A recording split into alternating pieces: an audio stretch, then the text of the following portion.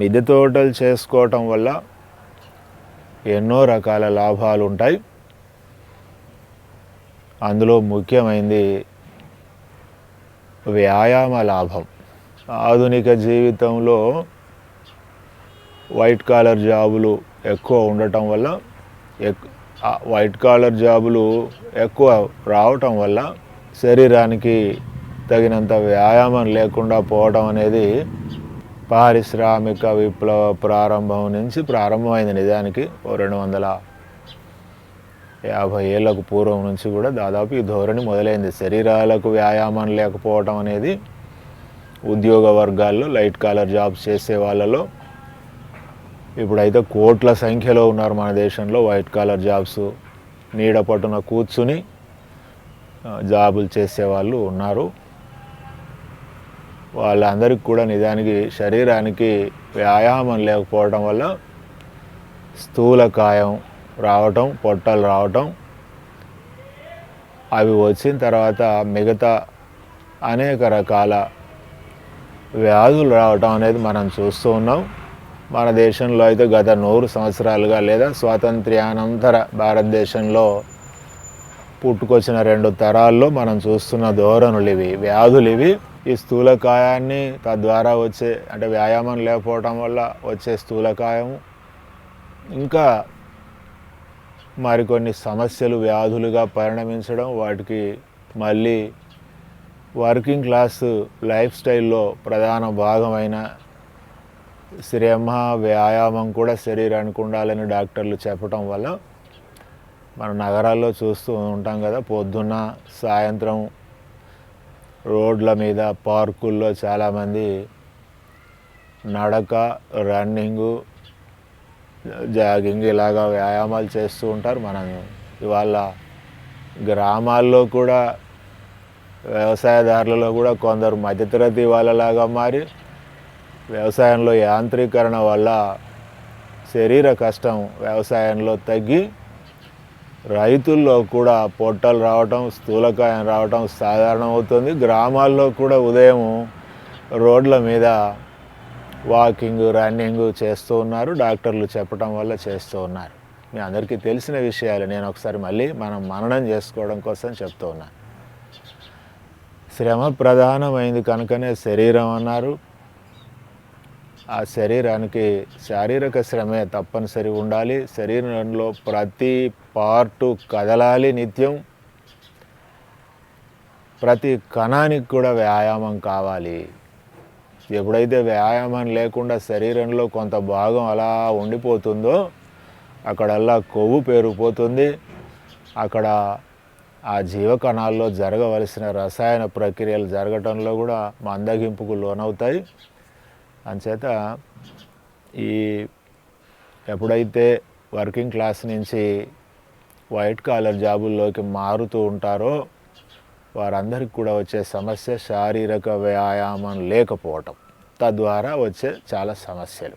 సరే, దానికి ఇంతకాలం అయితే రన్నింగు, యోగా, జాగింగు వగైరా జిమ్ముల్లోకి వెళ్ళి ఇంకా డబ్బులు కట్టి వ్యాయామం చేయటం లాగా చాలా చేస్తూ ఉన్నారు. కానీ ఈ రోజుల్లో అయితే సొంత ఇండ్లు ఉన్న ప్రతి వారు ఇంటి మీద ఒక మిద్దె తోటను కట్టుకున్నట్టయితే ప్రతిరోజు కనీసం ఒక అరగంట అయినా కూడా మిద్దె తోటలో మనం పని చేయవలసి ఉంటుంది.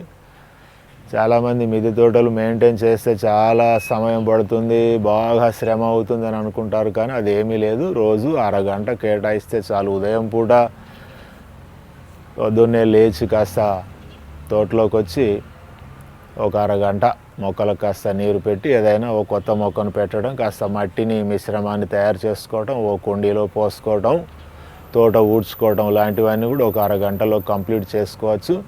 చేసుకున్నట్టయితే శరీరం యొక్క ముఖ్యంగా ఈ భాగం మెడ నుంచి ఈ నడుం వరకు ఈ మొత్తం భాగంలోని ముఖ్యమైన అవయవాలన్నీ లోపల శరీరంలో ఇక్కడే ఉంటాయి. మనకు పొట్టొచ్చే ప్రమాదం కూడా, నడుం చుట్టూ కొవ్వు పేరుకుపోయి ప్రమాదాలన్నీ ఇక్కడే ఉంటాయి. కనుక ఈ భాగం బాగా కదలాలి. కనుక నిత్యం మిద్దె తోటల్లో పనిచేసినట్టయితే ఈ భాగానికి ఎక్సర్సైజ్ అంది, వ్యాయామం అంది, శరీరాలు ఫ్లెక్సిబిలిటీ, శరీరంలో ఫ్లెక్సిబిలిటీ పోకుండా ఉంటుంది, ఆరోగ్యంగా ఉంటారు, ఫిజికల్ ఫిట్నెస్ని కోల్పోకుండా ఉంటారు.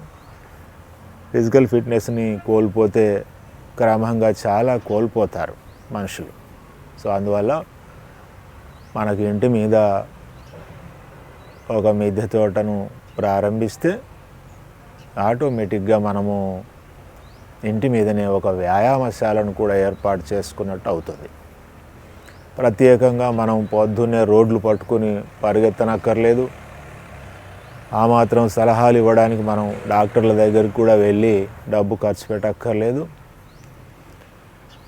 వేలకు వేలు పోసి జిమ్ముల్లో వ్యాయామం కూడా చేయనక్కర్లేదు. సొంతంగా ఇండ్లు లేని వాళ్ళు అలాంటి ఏర్పాట్లు చేసుకోవడం మంచిది. కానీ సొంతంగా ఇండ్లు ఉన్న వాళ్ళు ఎవరైనా సరే ఇంటి మీద చక్కగా మిద్దె తోట చేసుకున్నట్టయితే శారీరక వ్యాయామాన్ని ఇంటి మీదే పొందడానికి వీలవుతుంది. అందుకోసం పెట్టే ఖర్చు, శ్రమ అన్నీ కూడా తగ్గుతాయి. మనం సహజంగానే ఈ ప్రకృతి పోషణలోనే సహజంగా మనం వ్యాయామం పొందిన వాళ్ళం అవుతాం. అంటే తోట పనిలో పొందే వ్యాయామము సహజమైనటువంటి వ్యాయామము. అన్ని కండరాలకు, అన్ని శరీర భాగాలకు వ్యాయామం తోట పనిలో దొరుకుతుంది. ఇది మనం మిద్దె తోట లాభాల శీర్షికన మాట్లాడుకుంటూ వస్తున్న ముఖ్యమైన లాభం శరీర వ్యాయామం అనేది చాలా ముఖ్యమైన లాభం. ఎందుకంటే శరీర మాధ్యం కలుధర్మ సాధనమని మహాకవి కాళిదాసు మేఘ సందేశం కావ్యంలో అన్నాడు.